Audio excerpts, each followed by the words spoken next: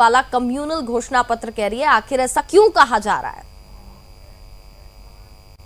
कि जो भ्रष्ट पुलिसकर्मी होता है उसकी एक खूबी होती है, वो रस्सी का सांप बनाने में माहिर होता है ताकि लोगों को डराकर धमकाकर ब्लैकमेल किया जा सके। वही काम आज देश के प्रधानमंत्री माननीय नरेंद्र मोदी जी कर रहे हैं। वो विपक्ष की एक ऐसी तस्वीर लोगों के बीच में रखने की कोशिश कर रहे हैं जिसमें उनकी छुपी हुई एक्टिंग बाहर आती है, जिसमें उनके छुपे हुए झूठ बाहर आते हैं और घुमा फिराकर उनका एक ही मकसद है। जैसे कि वो कह रहे थे कि वो रोजगार बचाने की लड़ाई लड़ रहे हैं। कौन सा रोजगार बचाने की लड़ाई लड़ रहे हैं? आंकड़े कह रहे हैं कि मोदी सरकार आने के बाद में 2 करोड़ रोजगार हर साल घटे हैं, छीने गए हैं। और जो घटे हैं उपलब्धता थी उनको लेकर तो वर्ल्ड बैंक ने कह दिया, वर्ल्ड बैंक ने चेतावनी देते हुए कहा है कि भारत में जो बेरोजगारी दर है वो अंग्रेजों के समय को भी क्रॉस कर चुकी है। 45% हमारी बेरोजगारी दर पहुंच चुकी है। आधे से ज्यादा बेरोजगार पढ़ लिख कर करोड़ों रुपए पढ़ाई पर खर्च करके अपने घरों में बैठे हैं। ये मोदी सरकार की देन है और लोगों को बहका रहे हैं कि भाई मैं रोजगार की लड़ाई लड़ रहा हूं। तो भाई आपको रोका कितने? लाखों पद सरकार में खाली पड़े हैं, आपने क्यों नहीं भरे उनको? क्यों नहीं भरे? आपने इस देश के लाखों लोगों को आधार पूनावाला की वैक्सीन के माध्यम से मरवा डाला, इसलिए ताकि इलेक्ट्रॉन बॉन्ड के माध्यम से आपको चंदा मिले। आपने टॉरेंस ग्रुप की कंपनी से 150 करोड़ रुपए का चंदा ले लिया और बदले में उसका 286 करोड़ का टैक्स माफ कर दिया।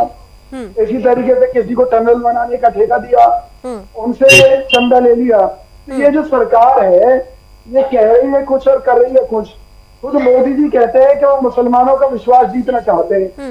इसके लिए उन्होंने देश में कई बार दंगे करा दिए और कितने मुस्लिमों को उनमें सजा हुई है जरा बता दीजिए, क्योंकि मोदी जी का उनके ऊपर हाथ है और खुद मोदी जी दंगे के जो दोषी लोग हैं उनको सजा नहीं होने दे रहे और इसलिए वो कहते हैं खुल करके भी मुस्लिमों का विश्वास जीतना, मुझे विश्वास जीतना केवल वोट बैंक की राजनीति के लिए।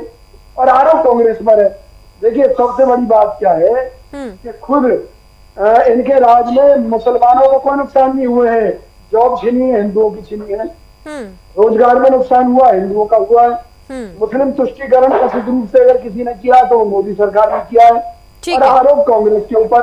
एक तरफ मोदी जी कहते हैं कांग्रेस राज में मुसलमानों का भला नहीं हुआ, तो भाई फिर कांग्रेस ने उन्हें तुष्टीकरण उनका कैसे कर दिया? हकीकत यह है इस राज में हिंदुओं का बड़ा भारी लॉस हुआ है।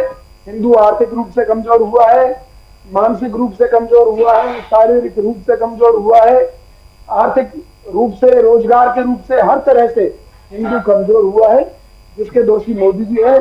इसलिए वो कांग्रेस पर आरोप लगा रहे हैं कि हमने मुसलमानों की सपोर्ट में खड़े हैं। ठीक है, हमारा कोई लेना देना नहीं है, हम देश के लिए खड़े हैं। जो कांग्रेस पार्टी छोड़कर जा रही है और भाजपा जिनको लालच देकर अपने यहाँ बुला रही है, वो लोग कुछ भी कह सकते हैं, बातें हैं, बातों को क्या। लेकिन जो है जी, जब देश चाहे हमारे मनमोहन सिंह जी के समय में कांग्रेस को मिला या उससे पहले कल्प्रिट है, वो जेल हालात क्या थे और आज मोदी राज में क्या है? मोदी राज में जो पिक्चर दिखाई जा रही है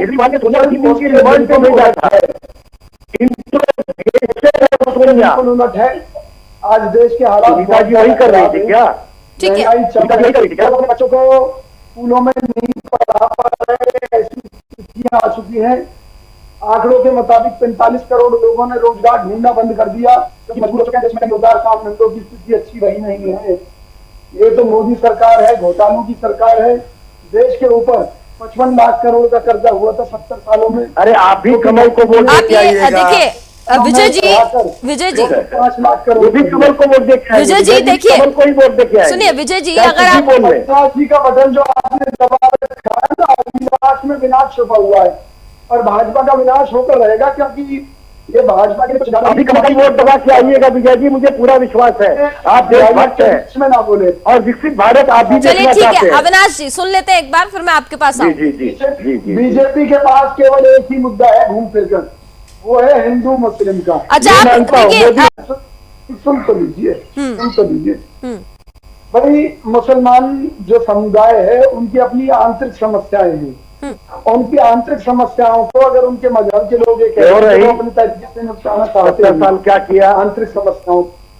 जैसे आपने जगह जगह देखा होगा कि जगह जगह तीर बना लेते हैं, तो तीर वगैरह को लेकर गुजरात में मुसलमान खुश है। तो इस तरह के गुजरात में मुसलमान खुश है। जो धन के आधार पर समाज के लोगों में गलत संदेश देते हैं, उनकी बात कांग्रेस ने की है, लेकिन इससे हिंदुओं के अधिकारों पर कहाँ कुठाराघात हो रहा है? नहीं, मैंने हिंदुओं के अधिकारों की बात की नहीं है। हिंदुओं के अधिकारों को छीनने की बात यहाँ हो ही नहीं रही है सर। अपीजमेंट कहते हैं इसको जो आप कर रहे हैं। कांग्रेस पार्टी ने अपीजमेंट बोला है, अपीजमेंट। उनके पुराने रीति रिवाजों में जकड़े रखा, जिसके कारण मुसलमान पढ़ पाया, अपीजमेंट कहते हैं इसको, न छोड़ कर पाया। और मोदी जी का दावा है कि वो मदरसों में कंप्यूटर लगाकर इनको आधुनिक बना रहे हैं। तो मुसलमानों का तुष्टीकरण कौन कर रहा है? मुझे ये तो बता दीजिए। क्यों पढ़ाना चाहते नहीं, हैं? देखिए विजय जी, मुसलमान मिल रहा है, उनको कोई सुविधाएं मुसलमानों को अभी नहीं मिल पा रही है। तुष्टीकरण की राजनीति की आप भी बात करें, क्या तुष्टीकरण नहीं है?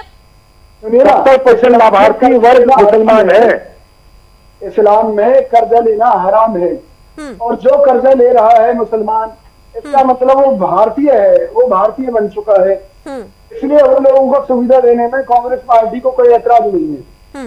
पहली बात तो भारत में रहने तो भारतीय ही है सर। अरे जो भारतीय जरूरी नहीं है मैडम, वो जरूरी नहीं कि भारत में रहने वाला हर आदमी भारतीय होगा। घुसपैठिए भी है बहुत लोग, क्योंकि इस्लाम में मना है, तो वो फिर हिंदुस्तानी कैसे हुआ, वो भारतीय कैसे हुआ? वो तो मुसलमान है। क्योंकि इस्लाम में कर्जा लेना गुनाह है, कर्जा देना गुनाह है, ब्याज लेना गुनाह है, देना गुनाह है, फिर भी लेते हैं में रंगने के लिए।